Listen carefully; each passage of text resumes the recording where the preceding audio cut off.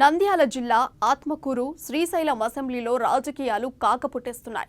మల్లన సాక్షిగా బుడ్డా శిల్పాల మధ్య మాటల తూటాలు పేలుతున్నాయి.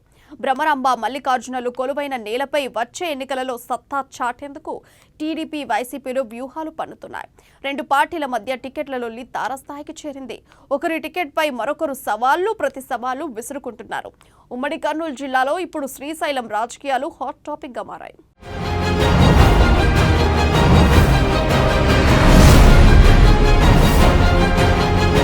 రాష్ట్రంలో సార్వత్రిక ఎన్నికలు దగ్గరకు సమీపిస్తుండటంతో శ్రీశైలం నియోజకవర్గంలో రాజకీయాలు వేడెక్కాయి. ద్వాదశ జ్యోతిర్లింగ క్షేత్రం అష్టాదశ శక్తిపీఠం కొలువైన నేలపై జెండా పాతేందుకు టీడీపీ వైసీపీలు ప్రయత్నాలు మొదలుపెట్టాయి.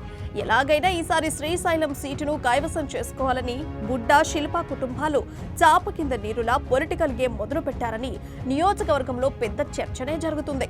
గత కొంతకాలంగా ఎమ్మెల్యే శిల్ప చక్రపాణి రెడ్డి, టీడీపీ ఇన్ఛార్జ్ మాజీ ఎమ్మెల్యే బుడ్డా రాజశేఖర్ రెడ్డి మధ్య మాటల యుద్ధం కొనసాగుతూనే ఉంది. ఇప్పటికే శ్రీశైలం టికెట్ కోసం ఒకరిపై మరొకరు సవాళ్లు విసురుకుంటున్నారు.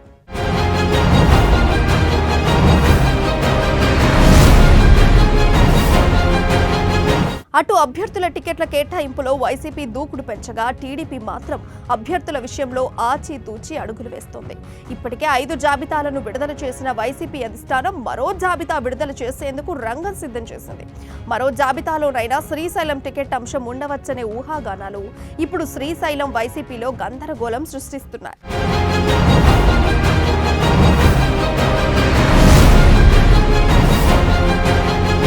ఈసారి ఎన్నికల్లో శ్రీశైలం టికెట్ ను వైసీపీ రాష్ట్ర ప్రధాన కార్యదర్శి బుడ్డా శేషారెడ్డి ఆశిస్తున్నారు.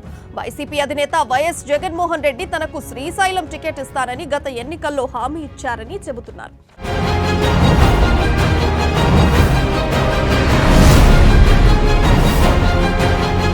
టికెట్ కోసం బుడ్డా శేషారెడ్డి తాడేపల్లిలో మకాం వేశారట. ఇప్పటికే ప్రభుత్వ సలహాదారు సజ్జల రామకృష్ణారెడ్డితో చర్చలు కూడా జరిపారట. దీంతో ఈసారి శ్రీశైలం టికెట్ శిల్ప చక్రపాణి రెడ్డికి దక్కకపోవచ్చనే ప్రచారం నియోజకవర్గంలో జోరుగా సాగుతుంది. అయితే శిల్ప మాత్రం టికెట్ తనకే వస్తుందనే బహిరంగంగానే వెల్లడిస్తున్నారు. టీడీపీ బుడ్డా కుటుంబం నుంచి బుడ్డా రాజశేఖర రెడ్డికి టికెట్ మౌఖిక ఆదేశాలున్నట్లు సమాచారం. టీడీపీ అధికారిక ప్రకటన మొదటి విడతలోనే వస్తుందని తెలుస్తుంది. దీంతో శ్రీశైలంలో బుడ్డా శిల్ప కుటుంబాల మధ్య టికెట్ల లొల్లి మాటల యుద్ధానికి తెరలేపింది.